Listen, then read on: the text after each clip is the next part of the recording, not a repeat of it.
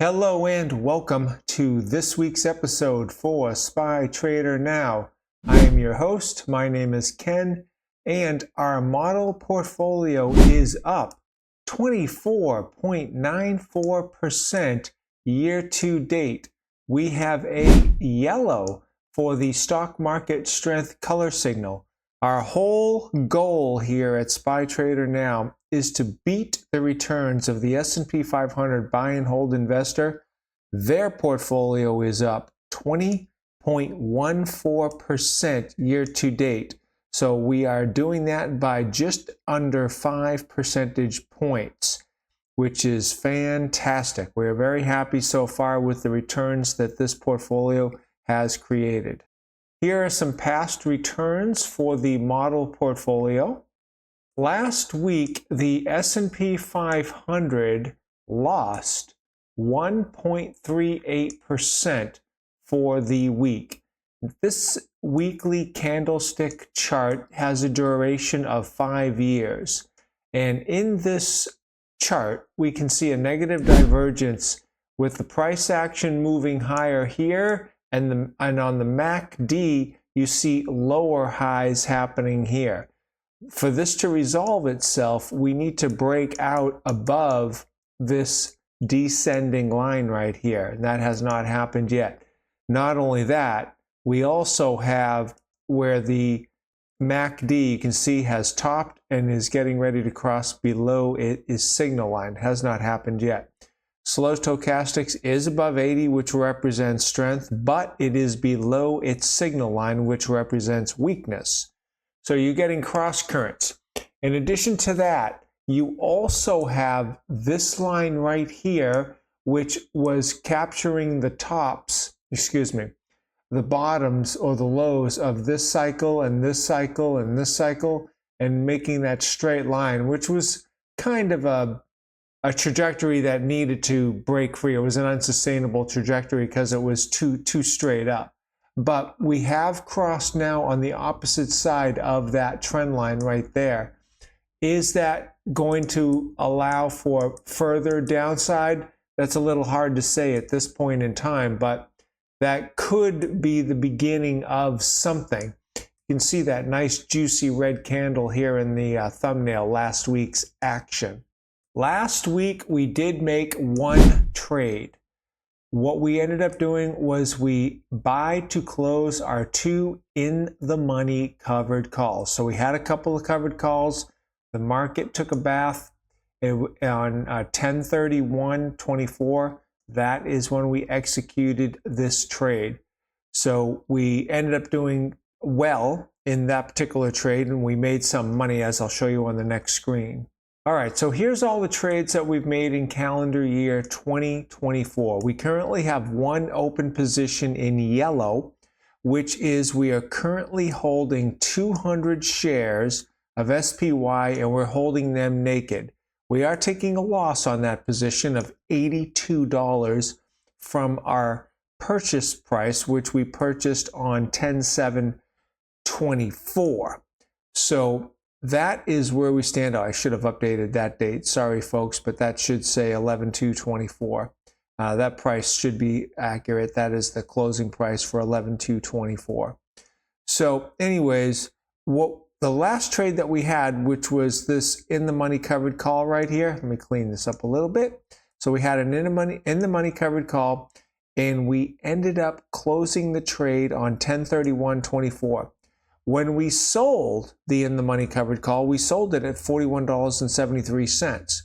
When we bought it back to close it, we bought it back for $31.39, pocketing $2,068 or a 32% return on that trade. So very happy with that transaction. And that is one of the transactions that is allowing us to beat the returns of the S&P 500. If you want to see how I trade this portfolio throughout the year, go ahead and smash that like button, subscribe to my channel, and ring that bell. This here is the equity curve for the model portfolio for 2024 year to date. This is a beautiful equity curve because it is just slow and steady, and that is just beautiful. The dips have been few and shallow, which is just a beautiful equity curve. This is the equity curve for the S&P 500. And here is the equity curve of the two portfolios combined, the model portfolio for SPY Trader Now and the S&P 500 buy and hold investor in pink. So the model portfolio is in blue. You can see that we are surpassing that portfolio. And here you can see the exact percentages of how much we are beating and how we have done it throughout the year. Here's the Fed Chair, Jerome Powell. And the Fed did cut interest rates by 50 basis points, and the announcement came on September 18th. Now, this week coming up, we're going to have the election on November 5th, and on November 7th, there's going to be another announcement by the Fed Chair, Jerome Powell, and the expectation of 95% is that he's going to cut interest rates again by 25 basis points. Now we are looking at a chart of TNX. This is the 10-year U.S. Treasury yields. That is the candlestick chart.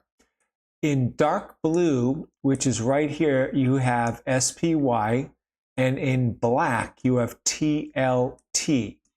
Now, TLT is 20-year bonds ETF. Now, what's happening here is that the TNX, 10-year U.S. Treasury yields, are just going bananas. They are going straight up. Look at this trend line in lime green that I have right here, and you can see that this thing is just going straight up. I am wondering when indeed this TNX chart is going to start coming down. Now, when the TNX chart goes up, you can see how the inverse relationship with TLT happens. It works in complete. This one goes up, TLT goes straight down. And I'm waiting for TLT to actually bounce that way and waiting for TNX to bounce that way, because I'm actually long a position in TLT in my 401k fund. So I did make that bet, and I did increase it from 10% to 20%. I started out here with 10%. I increased it here about to 20%, but still this market continues to travel higher on TNX. This is somewhat worrisome because this is a representation of the 10-year U.S. Treasury yields. Now, what's interesting here is that you got the Fed, who is cutting rates. They took off 50 basis points. They're going to take off 25 basis points next week. But still, you have TNX 10-year yields traveling north. At some point in time, we are going to reach a ceiling. It may be from right there, so it might continue to go up, then finally hit that ceiling, and then start to travel down. But this is not the friend of, with TNX traveling north, we obviously know that TLT does not like that. It's heading straight down. In addition to that, you're starting to see SPY cracking. That is now coming down. It went from there to here, but it does look like it may have bottomed and it may want to start coming up, but we need to keep an eye on this, and eventually we need the 10-year yields to hit a ceiling and to take a meaningful pullback and start to show some type of a correction. So we're keeping a tight eye on this. This is going to dictate how all the other players are going to be affected by the outcome of this chart. Now we are looking at things from the presidential election cycle theory.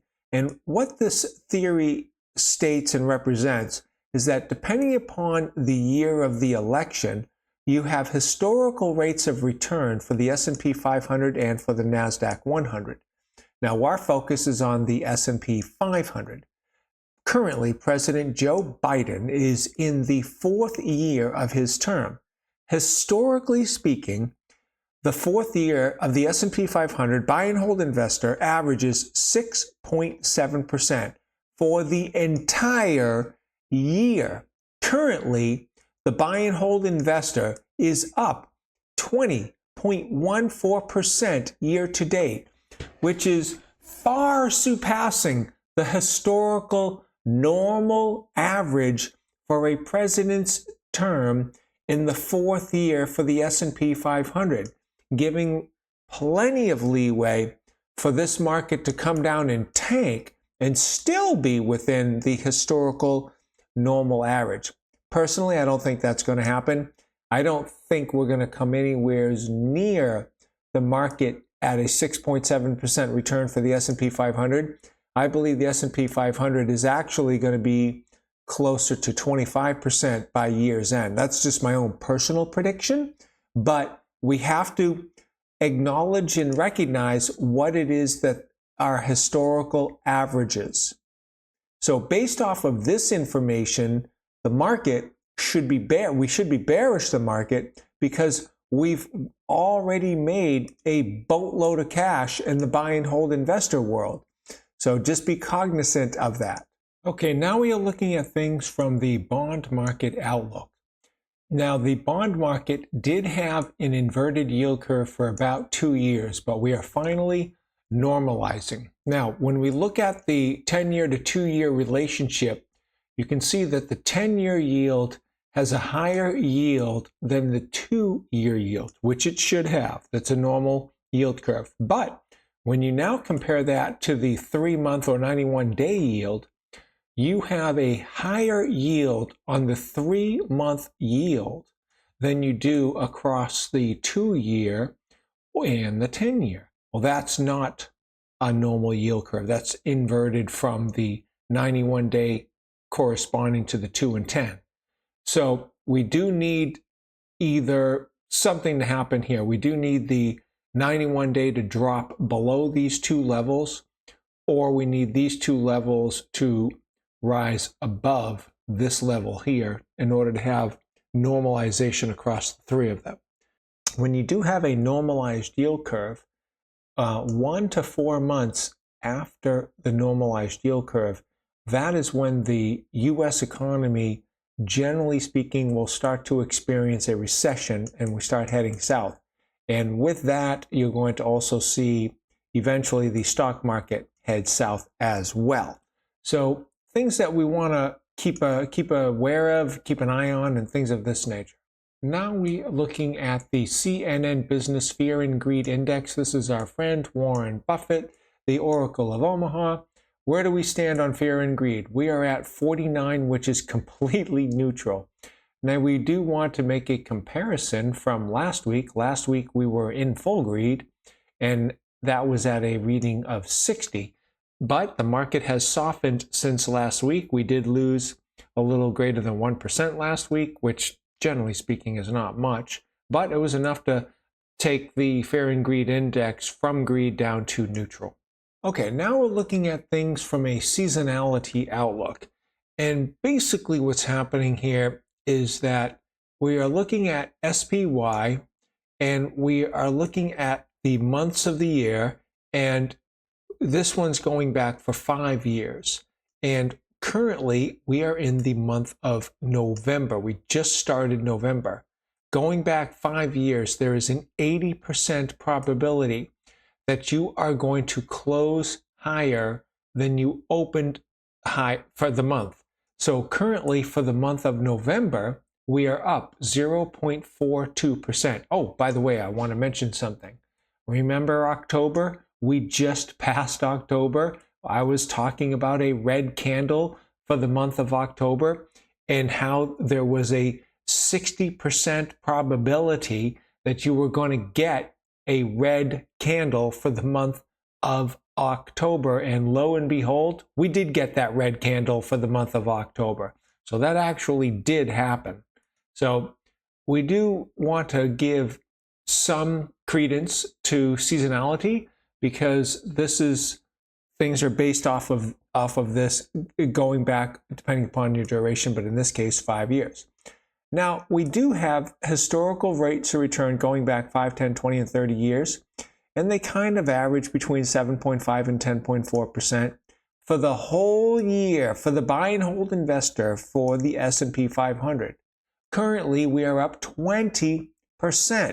You have got to recognize that this is not a normal year. This is an extraordinary year for the buy and hold investor. So we do want to recognize that we are way above the historical averages currently for the buy and hold investor. Now, going back to seasonality, 5 years, I told you about that, 80% for SPY, and going back 10 years, 90% probability that you are going to close higher. What does this information tell you? Basically, this tells you that you want to be long for the month of November and probably December too. Now going back 5 years for the month of December, 75% probability you're going to close higher. Going back 10 years, you have 67%. Still good odds. Good odds on both situations that you want to be long this market for the last 2 months of this year.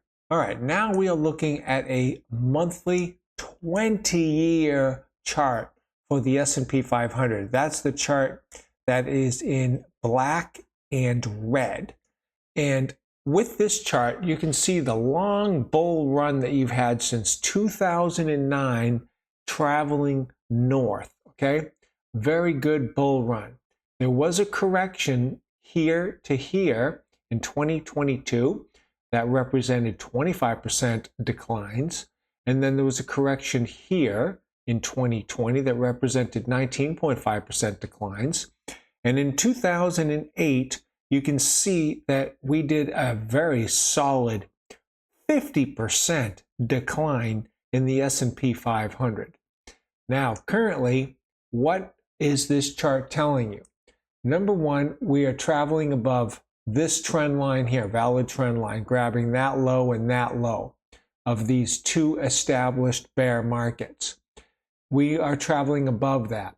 There are moving averages in here. You can see all the exponential moving averages here. We are traveling above every single one of them. Here in the thumbnail, you can see that all of the exponential moving averages are fanning out equally. No crossovers.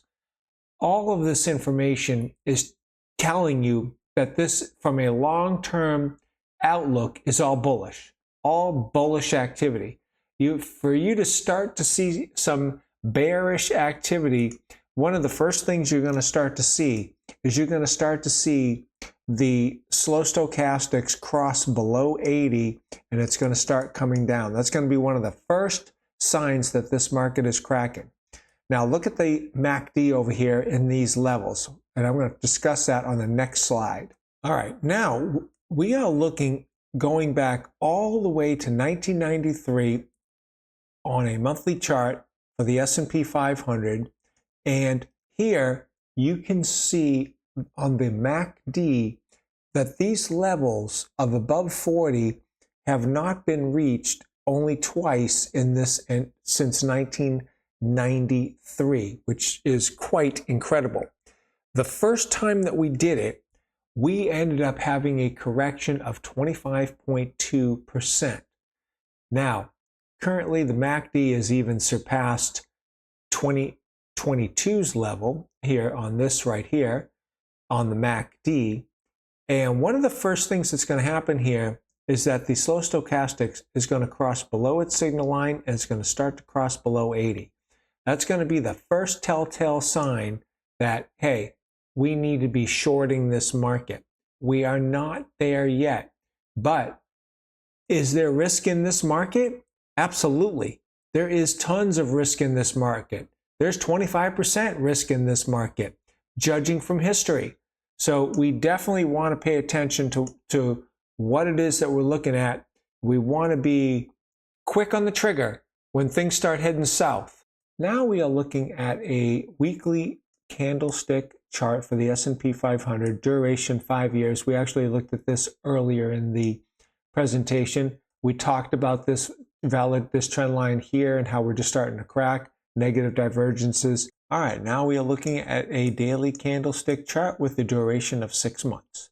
And on this chart, you can see that we have trend lines going here, capturing the highs, trend lines here, capturing the lows.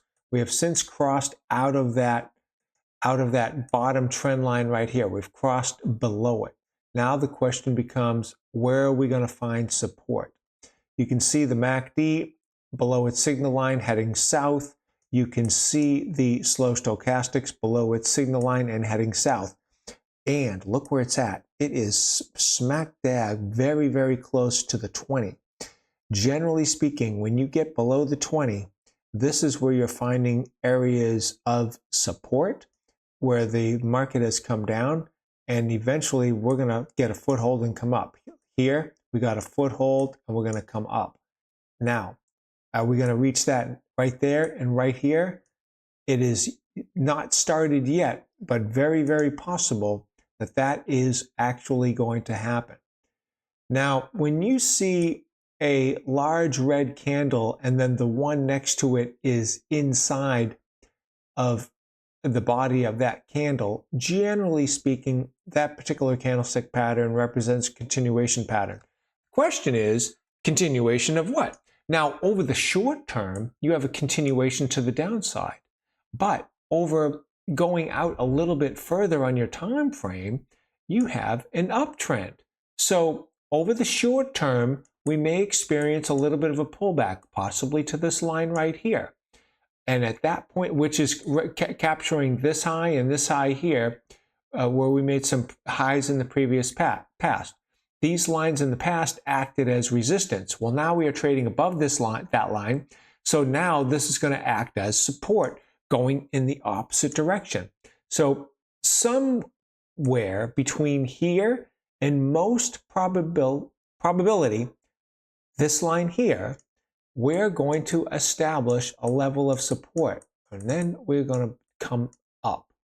That is my expectation. Of course, I could be completely wrong, and this thing just goes completely down, but highest probability. This is a bull market. We've had a pullback in a bull market. The pullback that this market has experienced for the S&P 500 is only 3%, which is nothing, absolutely nothing. That's how strong this market has been and is. This is the 50-day moving average in green. We did not penetrate the 50-day. Now we have penetrated it here, and we did penetrate it here, but right now we have not penetrated that 50-day moving average. So we need to see how this is going to play out. But if this thing starts heading north, then you want to be long this market. Now we are looking at a ratio chart of the NASDAQ 100 to the S&P 500. This is a daily chart. The ratio chart is the one that is in red and black. In addition to that, we have in blue the S&P 500 and in black the NASDAQ 100. So there's your black NASDAQ 100, there's your blue S&P 500. What is the ratio chart telling you? It is telling you you've made a low, another low, which is a higher low. You've made a high and a higher high. The ratio chart is traveling north. Well, when the ratio chart travels north, that is bullish for both the NASDAQ 100 and the S&P 500. You can see that both of them has recently come down, but it looks like they've reached a level of support and they're going to start traveling north. So from this chart is telling me that I'm expecting bullishness for next week's action. Now we are looking at another ratio chart for the equal weighted S&P 500 RSP to the normal cap weighted S&P 500 symbol SPY, which is what we generally do most of our charting with.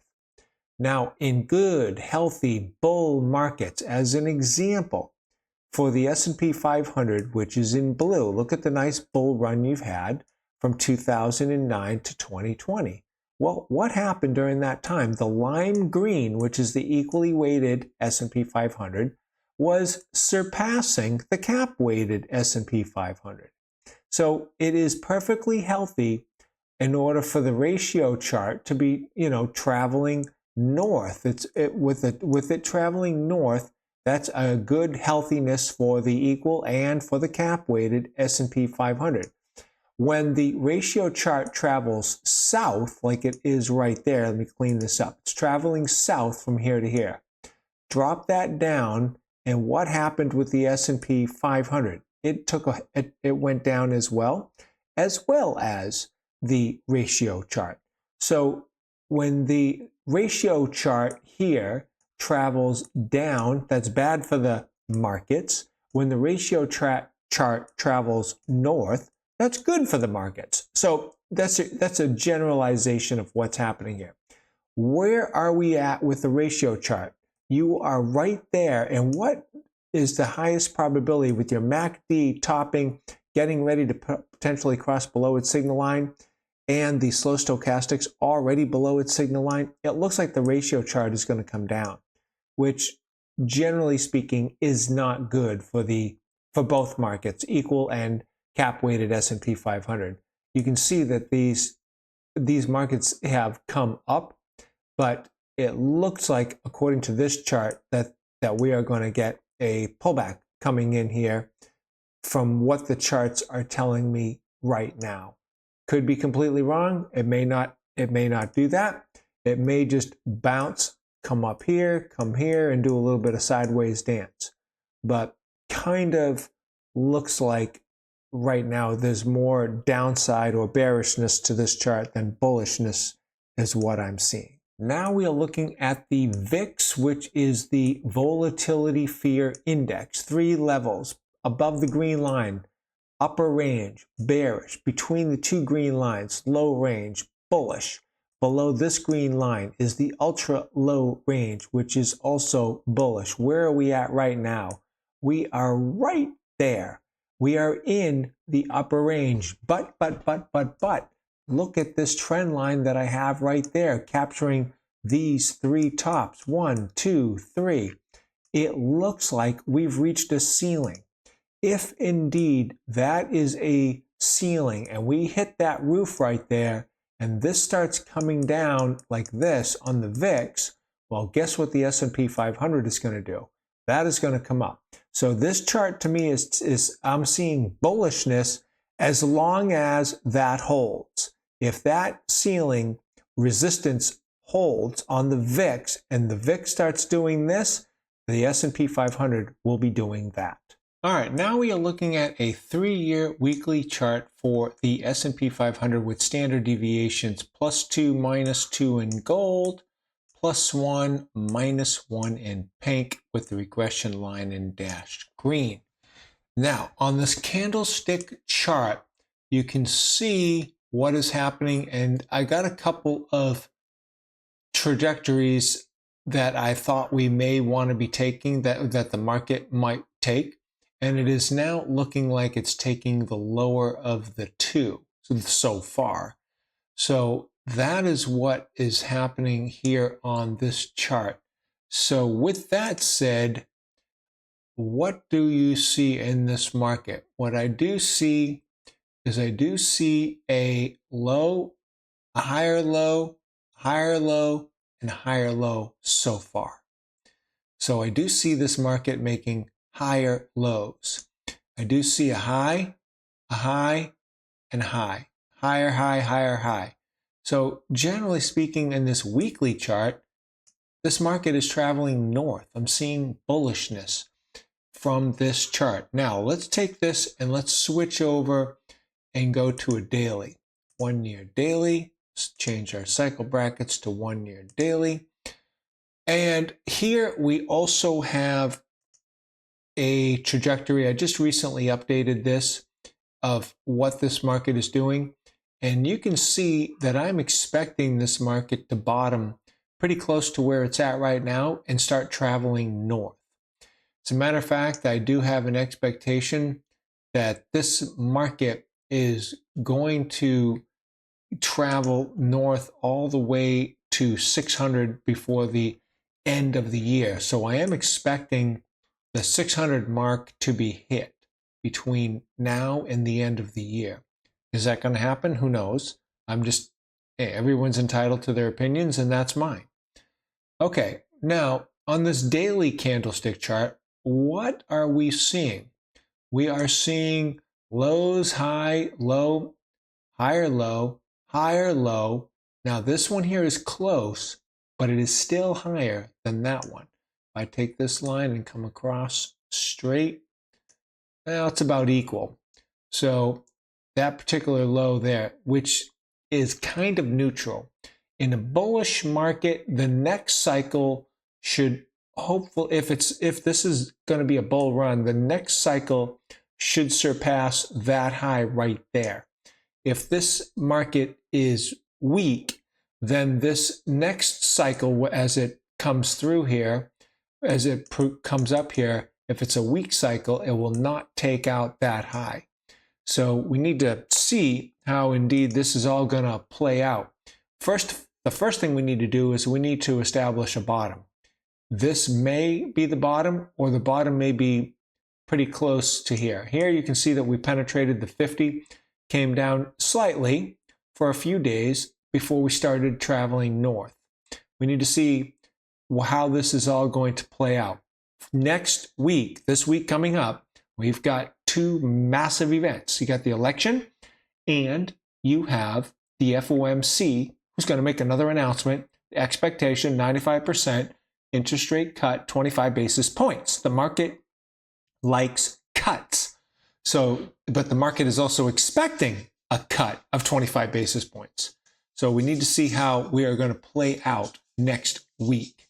Okay, now we are looking at an Excel spreadsheet that I created to determine the strength of various asset classes and the 11 S&P 500 sectors. We know that we are yellow when it comes to the sector strength, and we are green when it comes to the strength of various asset classes. I put the color green when the number was either 5 or 6. Anything less than that gets no green. So basically, the more green on the screen, the stronger everything is on these two markets. We also want to compare last week's reading 74 to this week's reading 69. So we know that we're losing strength here and obviously losing strength here in these sectors.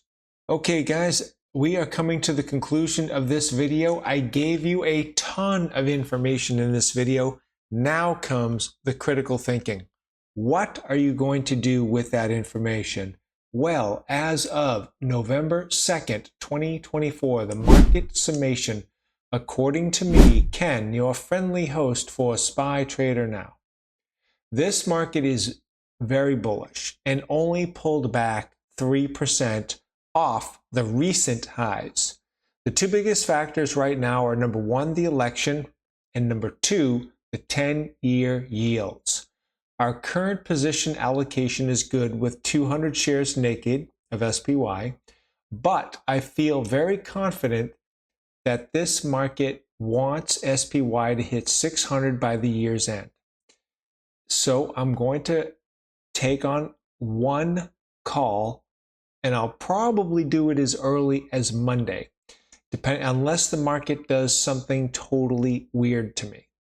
Okay, so now according to Forbes, have the markets priced in the election. It's important to note that the markets are already pricing likely electoral outcomes based on the current expectation of who might win. For example, the prediction of the markets such as Kalshi and Polymarket currently imply that Donald Trump is more likely to win the 2024 election than Kamala Harris, with a roughly 65% chance of victory as of October 28th.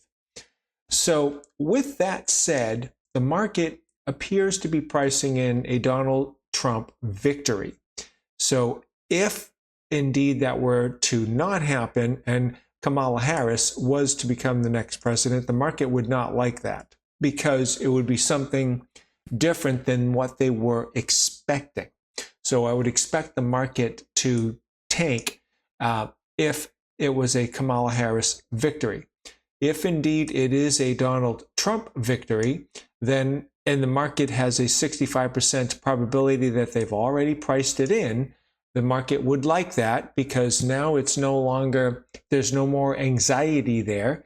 Now they have the outcome is known, and the market will continue to grind higher. So those would be positive things. Now we also got the Fed meeting happening this week. The market's already priced in a 25 basis point rate hike. A rate cut, 25 basis point rate cut. So if anything other than that happens with the Fed announcement this week, the market will not like that as well. But if it does get that cut, it will continue to go higher. Now, this is the exact call position that I am thinking about putting on as early as Monday, because I believe that indeed that the 65% probability of Donald Trump becoming the next president and winning the election on November 5th is going to happen. And I also think that the Fed is going to do a 25 basis point rate cut this week. The market's going to like both those things. So I believe that with those activities, the market will go up. I am long because I do have 200 shares negative SPY, but I'm thinking about taking on more leverage here in an effort to profit off of what I'm expecting things to happen between the election and the FOMC. Now, with that said, the market is an 800-pound gorilla, and it's going to do whatever it wants to do whenever it wants to do it. And I could be completely wrong. So if I am wrong, this market, which is right there right now on the S&P 500, if I'm wrong, that's going to continue to go down, taking out this low and going lower and lower and lower. So if that is true, then I'm going to need to be taking off my call position and possibly going back to either an in-the-money covered call or possibly going into a put or something of that nature. But to me, the market is still bullish. The tone is still bullish. Everything is still bullish. So I want to be making bullish plays. Not only that, on the seasonality basis, I showed you guys for the month of November, the current month that we are in, high probabilities you are going to close the month higher than when you opened the month. Bullish, bullish, bullish. So until this market shows me otherwise, I want to be long and bullish this market. I do have plenty of cash. I have $9,000 in cash. This is only, and this is conservative. I'm not putting on a ton. I'm just talking about one contract for $2,000, okay? So on a worst case scenario, not that this is going to happen, on a worst case scenario, I lose $2,000. Not the end of the world. Instead of me being up 124,000, I'll be up 122,000. That's if indeed I'm completely wrong and this thing goes completely sideways and this market tanks. All of that would have to happen for me to lose the entire $2,000. But I'm just telling you what I am, where my head is at. I am a trader, and this is how I plan on trading this market. If you think that that's a good or a bad call, I'd love to see your comments down below in the comment section. I hope you got some valuable information out of this video. If you have not done so already, smash that like button, subscribe to my channel, and ring that bell. I thank you and wish you good trading.